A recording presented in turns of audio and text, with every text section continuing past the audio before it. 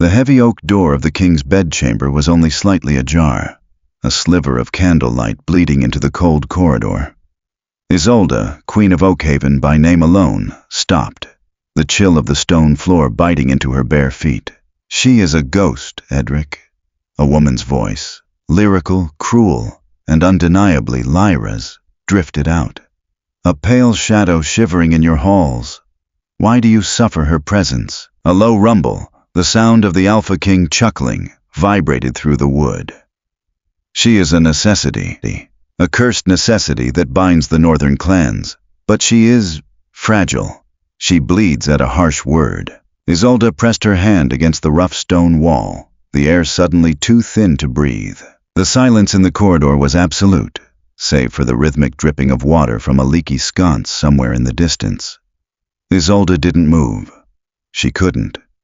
The words hung in the air, heavy and suffocating, far more potent than any physical blow Edric had ever dealt her during his volatile moods.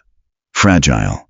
A cursed necessity. She backed away from the sliver of light, her movements slow, mechanical. She didn't run. Running would imply panic, and she was far past panic. A cold, crystalline clarity had settled over her, a detachment that felt both foreign and profoundly empowering. For 3 years, she had endured the suffocating atmosphere of Oakhaven. She had tolerated the whispers of the courtiers, the pitying glances of the servants, and the indifferent, sometimes outright hostile presence of her husband, King Edric. The warrior king, they called him. A man forged in the brutal wars of the southern marches, a man whose skin was marked by steel and whose heart seemed equally scarred.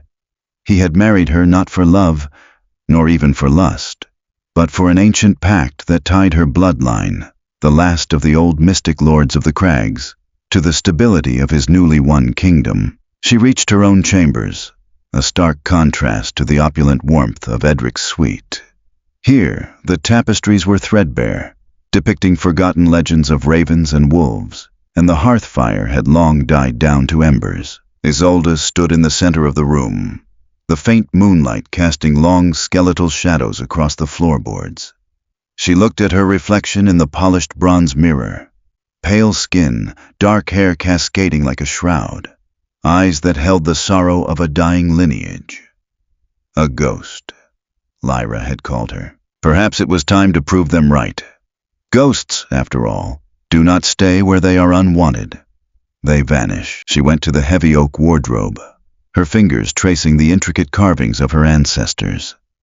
Inside hung the velvet gowns and silk shift dresses Edric had provided, the uniform of her captivity. She ignored them.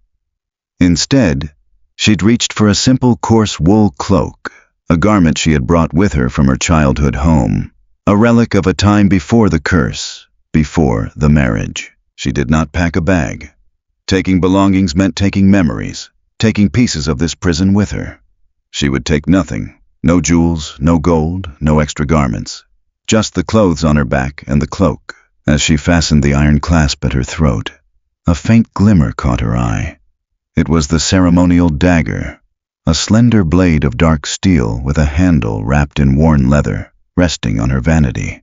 It wasn't a weapon of war, but an heirloom, whispered to have been forged in the dying fires of the old gods. She hesitated, then slid it into the hidden sheath beneath her skirts. A ghost must be prepared for the shadows. She didn't write a letter. Explanations were for those who cared to understand, and Edric clearly did not. He saw her only as a strategic piece on his board. Let him solve the puzzle of her absence. The castle was silent as she slipped out. She knew the hidden passages, the forgotten servant routes that bypassed the main guard posts. She moved with the practiced silence of someone who had spent years trying to be invisible. The chill night air hit her as she finally emerged through a small postern gate, the immense brooding silhouette of Oakhaven looming behind her. Before her lay the whispering pines of the Blackwood, a dense, ancient forest that even Edric's soldiers avoided. It was dangerous, filled with predators and rumors of older, darker things. But to Isolde, the impenetrable darkness felt like an embrace. She didn't look back. She stepped into the trees, the darkness swallowing her whole, long before the first light of dawn could break the horizon. The morning sun had barely crested the jagged peaks of the eastern mountains when the screams shattered the uneasy peace of Oakhaven. It came from Isolde's chambers. Edric, still clad in his sleeping breeches, burst through the door, his hand instinctively reaching for the sword he hadn't had time to strap on. He found a young maid, face pale, pointing at the undisturbed bed and the empty room. "Where is she?" Edric demanded, his voice a low growl that caused the maid to flinch. "I don't know, my king. The bed has not been slept in." Edric's jaw tightened.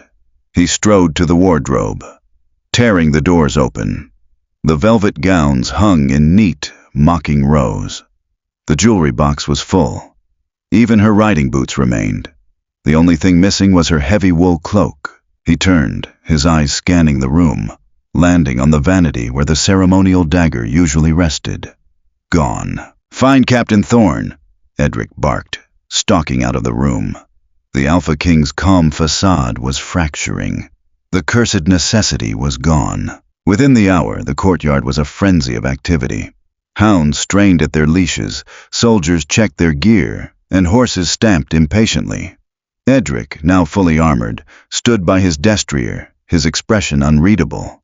Lyra approached, wrapped in a fur-lined mantle, her face a mask of feigned concern.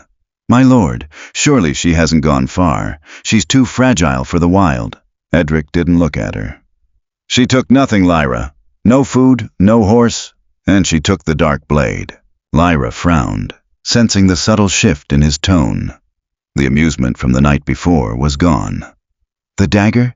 It's a trinket." "It's a symbol," Edric corrected sharply, mounting his horse. "A symbol of the Crag Lords. If the northern clans discover she's missing, or worse, if she seeks them out, the treaty is void. We ride for the Blackwood. The hounds have her scent from the postern gate." Meanwhile, deep within the Blackwood, Isolde moved with a surprising, fluid grace. The forest was hostile. Roots snaked across the path like grasping fingers, and the canopy blocked out most of the daylight. But it was familiar. This was the environment her ancestors had tamed, the magic of the deep woods pulsing in her blood, dormant but not dead. She heard them before she saw them, the distant, rhythmic baying of the hounds. Edric had not wasted time. She paused, leaning against a massive oak, her breath pluming in the cold air. Fear, sharp and metallic, tasted on her tongue. The hounds were fast, trained to track deserters and criminals. But she was neither. She was prey, yes, but not common prey. She knelt, pressing her palm against the damp earth. She closed her eyes, focusing past the fear, searching for the connection she had long suppressed. The old stories her nursemaid had whispered in the dark came back to her. The wood remembers the old blood. She felt a faint vibration, a slow, deep thrumming that seemed to match her heartbeat. She drew her hand back, her fingers coated in dark soil. She began to smear the earth over her cloak, her face, her hair. It wasn't just to hide her scent. It was an act of surrender to the forest, a plea for camouflage. When she stood, she was almost indistinguishable from the shadows. The baying grew louder, closer. She could hear the shouts of the soldiers now, Edric's voice cutting through the trees. She didn't run. Running leaves a trail of disturbed leaves and broken twigs. Instead, she began to climb. She found a massive, ancient pine with low-hanging branches and pulled herself up, her movements silent, desperate. She climbed higher than a normal person would dare, until she was hidden within the dense needles, the rough bark scraping her hands. Minutes later, the hunting party burst into the clearing below. The hounds were frantic, running in circles, their noses to the ground where Isolde had stood moments before. Edric rode into the center, his eyes scanning the dense undergrowth. He looked furious, frustrated. "The trail ends here, sire," Captain Thorne reported, pulling hard on the leashes. "The dogs are confused." Edric dismounted, examining the ground. He saw nothing. No footprints, no broken branches leading away. "She can't have just vanished," Lyra said, riding up beside him, her horse skittish. Edric looked up, straight into the canopy. Isolde held her breath, pressing herself flat against the branch. the dark dagger clutched tightly in her hand. For a terrifying second, their eyes seemed to meet through the pine needles. Then, Edric turned away. Spread out. She's on foot. She couldn't have gone far. Isolde remained in the tree, silent as a wraith, as the hunt moved on, leaving her behind in the quiet, echoing woods. The descent from the ancient pine was agonizingly slow. Isolde's limbs trembled with cold and exhaustion, the adrenaline that had fueled her initial escape now ebbing away, leaving a hollow ache in its wake. When her feet finally touched the damp forest floor, she collapsed against the trunk, gasping for breath. The baying of the hounds had faded into a distant, mournful echo, but she knew better than to feel safe. Edric was a relentless hunter. He wouldn't give up easily. She forced herself up, the coarse wool of her cloak offering little protection against the biting chill of the encroaching evening.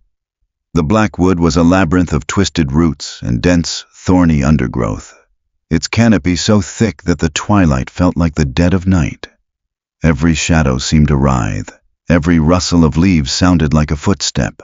Isolde pressed on, guided only by an instinct she hadn't known she possessed.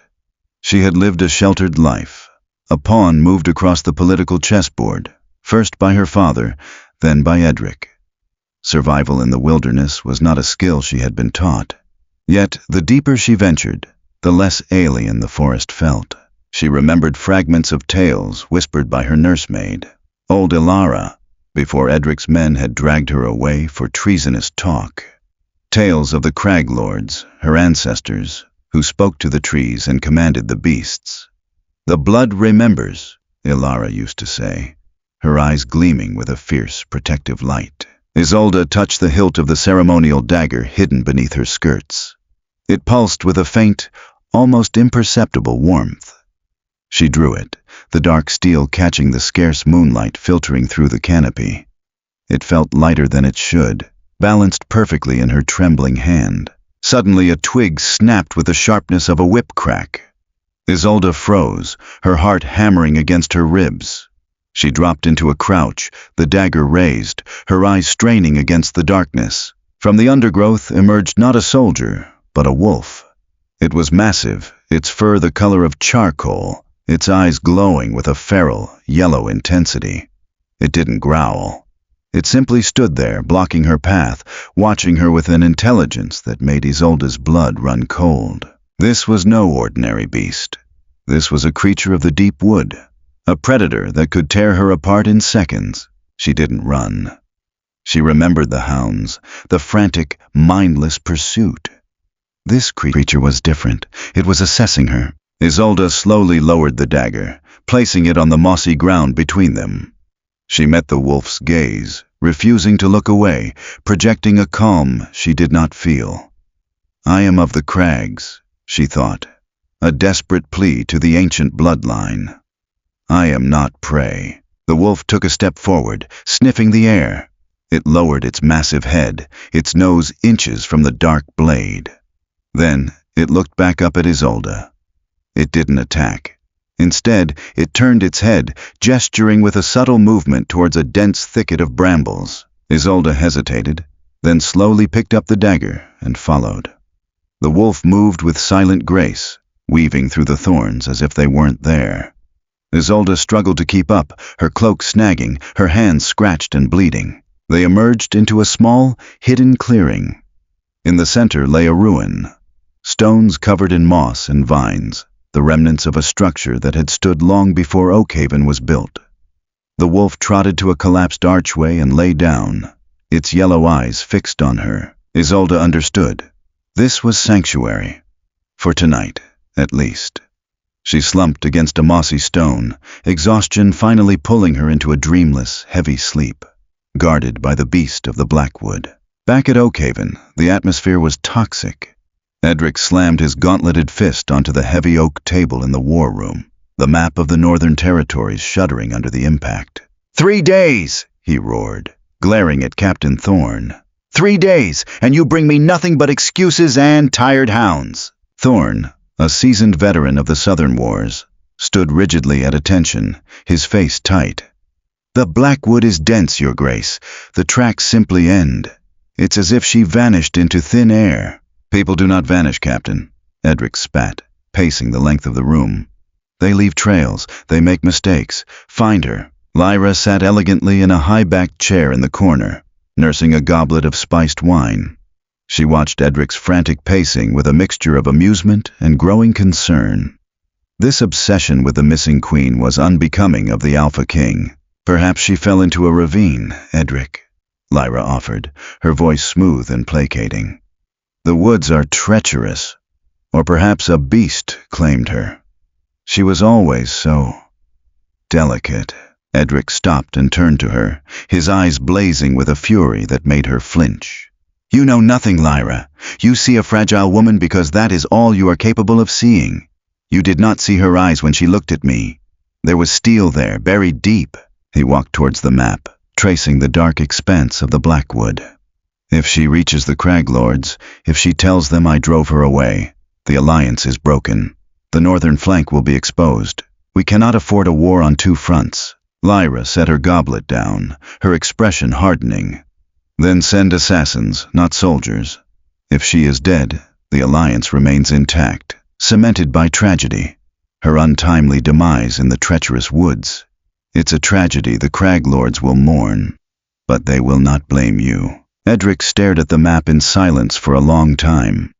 The pragmatic cruelty that had won him the throne warred with a strange, unfamiliar knot of unease in his gut. He remembered the empty room, the missing dagger. He had underestimated her. That was a mistake he rarely made. No, he said finally, his voice dangerously quiet. I want her found, alive. I need to know how she evaded my hounds. I need to know what she is planning. He turned back to Thorn. Double the patrols along the forest edge. Send word to the border garrisons, and find me a tracker, not a soldier, a real tracker, someone who knows the old ways of the wood. Thorn nodded sharply and left the room. Edric turned to Lyra, his face a mask of cold resolve. Keep to your chambers, Lyra. Your presence here is distracting. Lyra's eyes flashed with anger, but she nodded tightly and swept out of the room, leaving Edric alone with the map and the growing realization that his cursed necessity might just be his undoing. Isolde woke to the sound of running water. She was stiff, cold, and hungry, but alive. The wolf was gone. She stood, stretching her aching limbs, and followed the sound of the water. She found a small, crystal-clear spring bubbling up from beneath a mossy rock. She drank greedily, the icy water reviving her senses. As she washed her face, she noticed something beneath the surface of the water. A stone, smooth and flat, with intricate runes carved into it. She reached in and pulled it out. The runes matched the carvings on her ceremonial dagger. She looked around the ruin with new eyes. This wasn't just a random pile of stones. It was a shrine, a place of power for her ancestors. She walked to the collapsed archway and cleared away some of the vines. More runes were revealed, telling a fragmented story of the Crag Lords, their connection to the earth and the beasts, and a prophecy of a shadow queen who would return the balance. Isolde traced the runes with trembling fingers. A shadow queen. Lyra had called her a pale shadow. The irony was not lost on her. She spent the day exploring the ruins, finding more clues, more pieces of a history that had been deliberately erased by Edric's conquering army. She found a cache of dried herbs and roots, preserved in a sealed stone jar. She recognized some of them from Alara's teachings, medicines, poisons, and things used for older, darker purposes. She was no longer just fleeing. She was discovering.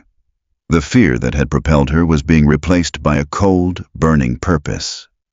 Edric had stripped her of her home, her family, and her dignity. But he had unknowingly driven her back to her roots. As night fell, she built a small, smokeless fire using dry moss and flint she found in the cache. She roasted a small hare she had managed to trap using a snare made from her own hair and vines. It was a meager meal, but it tasted better than any feast at Oakhaven. She sat by the fire, the ceremonial dagger across her knees. She felt a shift within her, a shedding of the fragile queen persona she had worn for 3 years. She was Isolde of the Crags, and she was going to reclaim what was hers. The wolf returned just as the moon reached its zenith. This time, it didn't come alone. Behind it, emerging from the shadows, were others. Wolves of all sizes, their eyes reflecting the firelight. They didn't attack. They formed a loose circle around the ruin, a silent, deadly perimeter. Isolde stood, the dagger in her hand. She didn't feel fear. She felt a connection, a primal understanding. She was their queen now. The Shadow Queen had awakened. Chapter is crucial for Isolde's transformation. She transitions from a victim fleeing to a woman embracing her heritage. The discovery of the shrine and the runes provides the necessary lore without a massive info dump. The wolves accepting her solidifies her new power. A fortnight had passed since Isolde vanished into the Blackwood. At Oakhaven, the initial frenzy of the hunt had settled into a grim, simmering tension. The northern clan leaders, once placated by the marriage, were now sending ravens demanding an audience with their queen. Edric's excuses of a sudden illness were wearing thin. The cursed necessity was proving to be the keystone of his entire northern strategy. In the muddy courtyard, Edric stood before a man who looked as though he had been carved from the very trees they sought to conquer. Kalen, a tracker from the deep borderlands, smelled of pine sap and old leather. His eyes, pale and sharp as a hawk's, scanned the Alpha King without a hint of the deference Edric usually commanded. "You say the trail ended at a tree, Your Grace," Kalen rasped, his voice like grinding stones. "Trails do not end, they merely change. My hounds lost the scent entirely," Edric replied, his patience fraying. "My captain believes she found a stream and waded upriver." Kalen knelt, running a calloused hand over the muddy ground where the hounds had last been kept. Hounds track the sweat of fear, the stench of a running prey. If she stopped fearing, if she became part of the wood, hounds are useless. Lyra, watching from a stone balcony above, let out a delicate mocking laugh. "Are we paying this vagabond to tell ghost stories, Edric? She is a fragile girl. She likely starved within 3 days." Kalen didn't look up, but his jaw set. "The forest does not starve its own lady. It feeds them. I will find her, King Edric. But I will go alone. An army makes the forest close its eyes. I must go quietly." Edric nodded curtly. "Bring her back, alive. If she refuses, bring proof of where she hides." Deep within the Blackwood, the ruins were no longer just a sanctuary. They were a domain. Isolde sat cross-legged before the ancient stone altar, her eyes closed. The ceremonial dagger lay across her palms. She was no longer wearing the coarse wool cloak. Instead, she wore a garment woven from fallen vines, soft moss, and the shed undercoat of the wolves. A gift they had brought her piece by piece. She breathed in, and the shadows in the corners of the ruin seemed to stretch and deepen. She breathed out, and the wind rustled through the canopy in a synchronized sigh. The runes she had studied were not just words. They were a frequency, a heartbeat she had finally learned to match. The alpha wolf, the massive charcoal beast she called Cinder, rested his heavy head on her knee. Suddenly his ears swiveled forward. A low growl vibrated in his chest. Isolde opened her eyes. The profound silence of the forest had changed. The birds had stopped singing. The insects were quiet. Someone was coming. Not a loud, clanking patrol, but someone who knew how to walk on dry leaves without breaking them. "Spread out," she whispered to the shadows. Cinder rose, his yellow eyes fixing on the dense tree line. Several other wolves melted into the undergrowth, becoming completely invisible. Isolde stood, picking up the dagger. The blade felt warm, humming with a low, kinetic energy. She did not feel the panic that had driven her from Oakhaven. She felt an ancient, grounded fury. She was the queen of the crags, and someone was trespassing in her court. Kalen moved with agonizing slowness. He had found the tree. He had found the microscopic scrape of a boot on a high branch. He had tracked broken cobwebs and bent grass for miles. Now he smelled wood smoke, not a raging bonfire, but the clean, subtle scent of dry moss burning. He stepped through a thicket of thorns, his hand resting cautiously on the hilt of his hunting knife. He stepped into the clearing and froze. The ruins rose before him, draped in emerald vines. And standing in the center, flanked by the largest wolves he had ever seen, was the missing queen. But this was not the fragile pale shadow described by the king's men. Her dark hair was unbound, wild and tangled. Her eyes held the terrifying, fathomless depth of the deep woods. She did not look like a captive waiting to be rescued, nor a fugitive waiting to be caught. She looked like a deity of the earth, interrupted. Kalen, a man who had faced bears with a spear and survived avalanches, felt a cold knot of genuine terror form in his stomach. He slowly, deliberately raised his hands, showing his empty palms. He knew instantly that drawing a weapon would mean his death before he took a second breath. The wolves were utterly still, a dozen coiled springs waiting for a single word from the woman. "I mean no harm, Queen Isolde," Kalen said, his rough voice kept carefully level.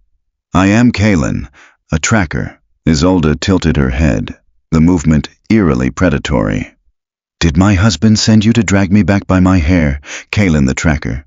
Or did he send you to bring back my head?" "He asked me to find you," Kalen answered honestly. "He wants you alive. He wants his treaty," she corrected, her voice echoing strangely among the old stones, carrying a dual resonance, as if the ruins themselves were speaking with her. "He wants the northern flank secured. He does not want me." Kalen took a tentative step forward. A low snarl from Cinder stopped him dead. "The north is growing restless, Your Grace," Kalen said, trying a different tactic. "They demand to see you. Without you, blood will water the fields before the harvest." Isolde looked down at the dark dagger in her hand. The metal seemed to drink the meager light filtering through the trees.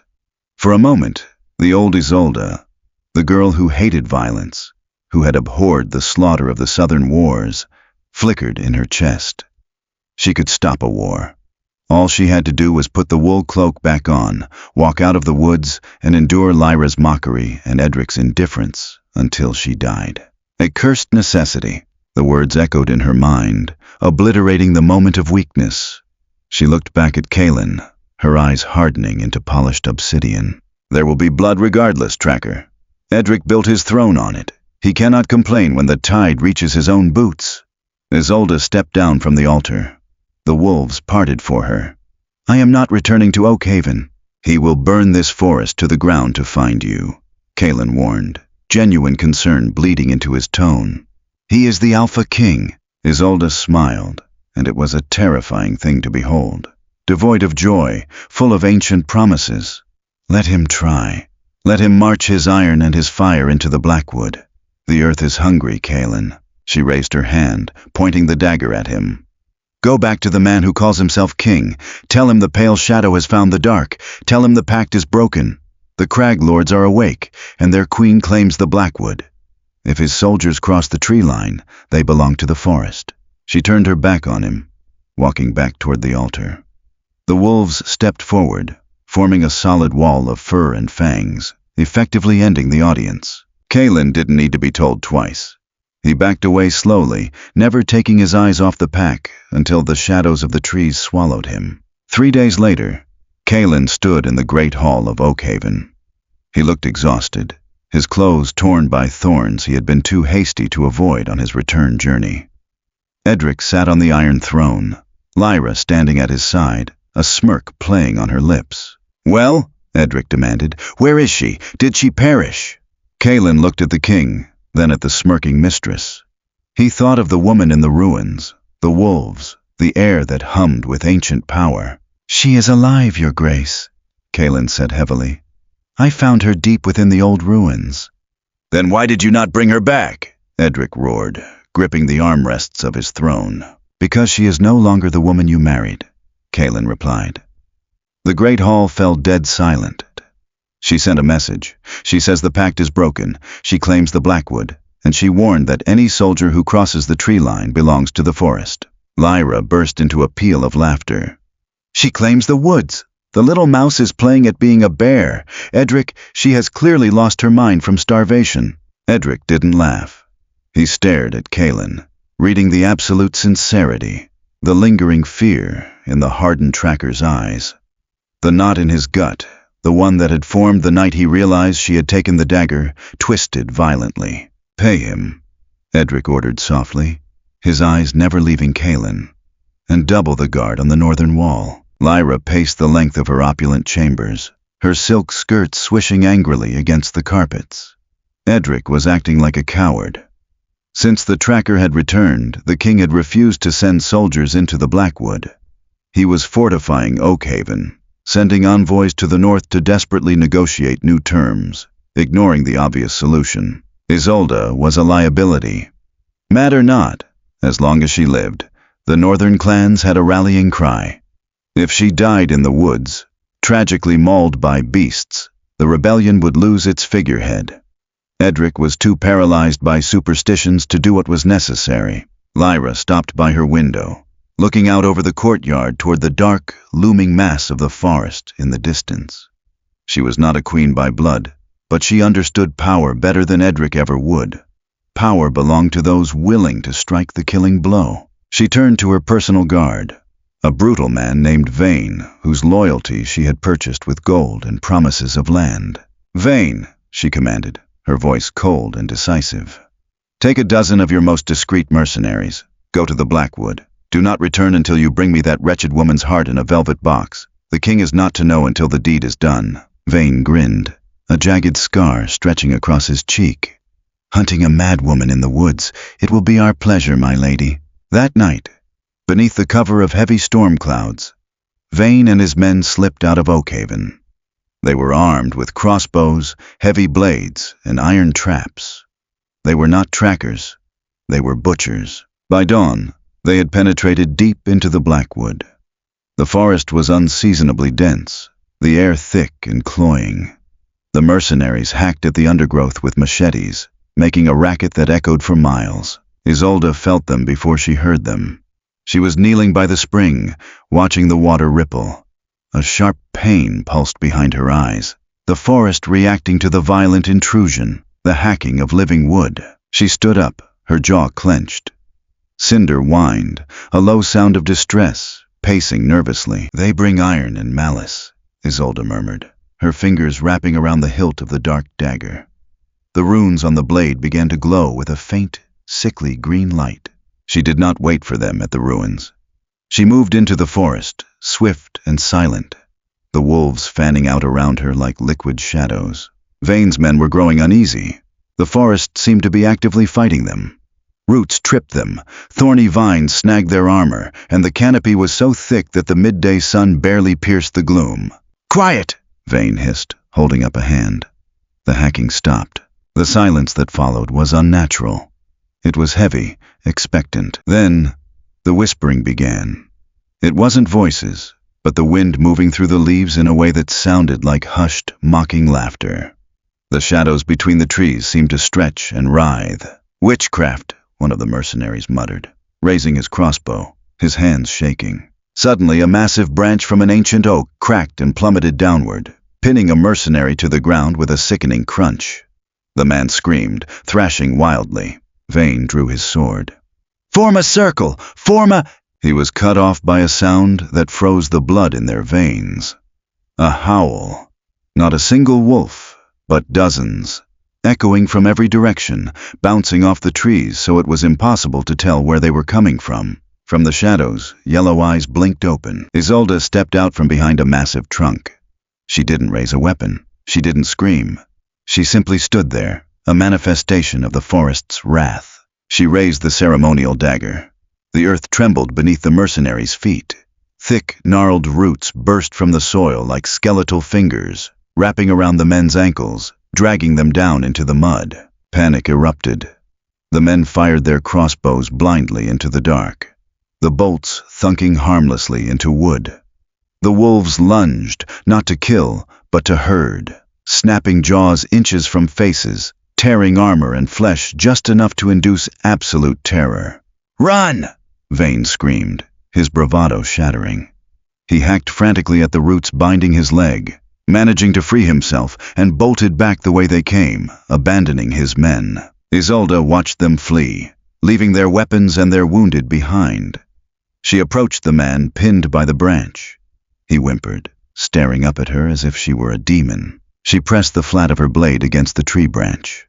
With a groan of shifting wood, the branch rolled away. "Crawl back to Oakhaven," Isolde told the terrified man, her voice cold and resonant. "Tell Lyra that the shadow she mocked has teeth, and tell her she is next." The lone mercenary, broken and babbling, dragged himself into Oakhaven's courtyard 2 days later. The tale, he told, of living roots, unnatural darkness, and the queen commanding a wolf pack, spread through the castle like a plague before Edric could silence him. Panic, raw and visceral, took hold of the garrison. Lyra, for the first time since Isolde's departure, looked truly afraid. She remained confined to her quarters, bolting the doors, jumping at every shadow cast by the hearth fire. She had underestimated the pale ghost, and the ghost had shown her teeth. Edric stood on the highest battlements, looking out over the sprawling canopy of the Blackwood. The northern clans were openly marching now, their banners spotted less than 50 miles from Oakhaven. They had heard the whispers. Their queen had not vanished. She had been driven out, and now she claimed the ancient lands as her own. They were coming not to rescue her, but to join her, effectively declaring war on Edric's rule. Captain Thorne approached, his heavy boots sounding loud in the tense silence. "The garrison is restless, Your Grace. Morale is non-existent. They say the forest itself is marching against us." "Let them talk," Edric muttered, his eyes fixed on the distant dark tree line.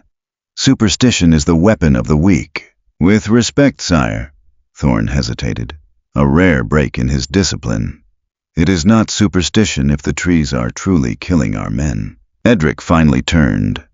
He looked older, the strain of the past few weeks etching deep lines around his eyes.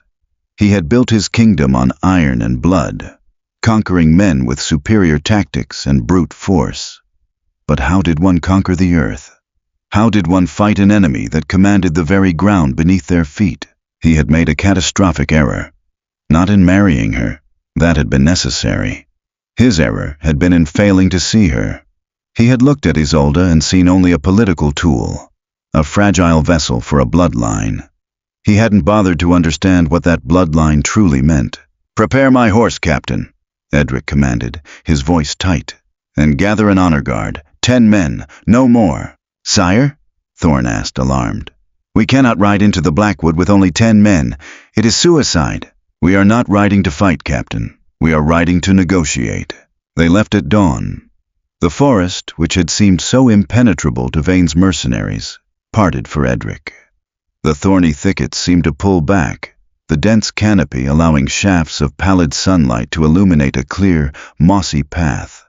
It was a terrifying display of power. An invitation, or perhaps a trap. They rode for hours in profound silence. No birds sang, no insects buzzed. The only sound was the muffled thud of hooves on damp earth. Eventually, the path opened into the clearing containing the ancient ruins. Edric halted his horse, his breath catching in his throat. Isolde sat on the stone altar, not as a captive, but as a sovereign. She wore the garments of the forest, the ceremonial dagger resting across her lap. Surrounding her, perched on fallen stones and half hidden in the shadows, were wolves. Hundreds of them. Their yellow eyes were fixed unblinking on the Alpha King. Beside Isolde stood the massive charcoal Alpha, Cinder. He let out a low, rumbling growl that vibrated through the ground, causing the war horses to skittish and dance nervously. Edric dismounted, signaling for his men to stay back. He walked slowly towards the center of the clearing, stopping a dozen paces from the altar. He removed his gauntlets, a gesture of peace, and dropped them onto the moss. "Isolde," he began, his voice rough. "You address the Queen of the Crags, King Edric," Isolde replied, her voice echoing with that same strange, dual resonance Kaelin had heard. It was not the voice of the girl he had ignored in his halls. Edric swallowed his pride. It tasted like ash. "Queen Isolde, I have come to apologize." A faint, cold smile touched her lips. "Have you? Or have you come because the northern banners are on your horizon, and your iron cannot fight the roots?" "Both," he admitted, the honesty surprising even himself. "I underestimated you. I mistreated you. I listened to poison when I should have listened to counsel. Lyra's poison was sweet to you because it matched your own arrogance, Edric, Isolde said softly, her gaze piercing. You built a cage of velvet and stone, expecting the bird to sing for you. You never realized the bird belonged to the sky. The North marches on Oakhaven, Edric stated, getting to the heart of the matter. If they attack, thousands will die. The kingdom will burn. The kingdom you stole, she corrected. The kingdom you hold with fear. Perhaps, he conceded, but it is the kingdom we both rule. I ask you to return, not as a captive, not as a necessity, as an equal. We can forge a new pact. Isolde looked down at the dagger, tracing the ancient runes. The silence stretched, heavy and expectant. The wolves watched, completely still. I cannot return to Oakhaven, Edric, she said finally, looking up at him. The air is too thin there, the stone is too cold. Edric felt a cold dread settle in his stomach. It was over. However, she continued, standing slowly. The wolves shifted, a wave of dark fur rippling through the clearing. I have no desire to see the North bleed. My ancestors protected these lands. They did not seek to drown them in fire. She descended from the altar, stopping just a few feet from him. He had to look up slightly to meet her eyes, not because she was taller, but because her presence was so overwhelmingly vast. Here are my terms, Alpha King, she declared, her voice ringing clear. The Blackwood, and all the lands north of the Silver River, belong to me. They are an independent sovereign state. The Crag Lords will answer only to their queen. Oakhaven will withdraw all garrisons from the border. Edric calculated quickly. It was a massive concession, losing a third of his territory. But it would stop the war. It would secure his northern border behind a wall more impenetrable than stone, the magic of the deep woods. And Lyra? Isolde asked softly, the danger in her voice palpable. Edric didn't hesitate. She sent armed men into your domain without my order. She is guilty of treason. She will be exiled, stripped of all titles and wealth. Isolde studied his face, searching for deception. She found none. He was beaten, pragmatic to the end. Agreed, she said, raising the dark dagger. She slashed it swiftly across her palm. Edric drew his own small blade and mirrored the action. They stepped forward, pressing their bleeding palms together. The blood remembers, Isolde whispered. The pact is struck, Edric answered. He turned and walked back to his men. He looked back once before mounting his horse. Isolde stood amidst the ruins, the wolves gathering closer around her, a dark queen in her rightful court. He had lost a wife, but he had finally understood the power he had so foolishly mocked. The Alpha King rode away, leaving the shadow to rule the dark.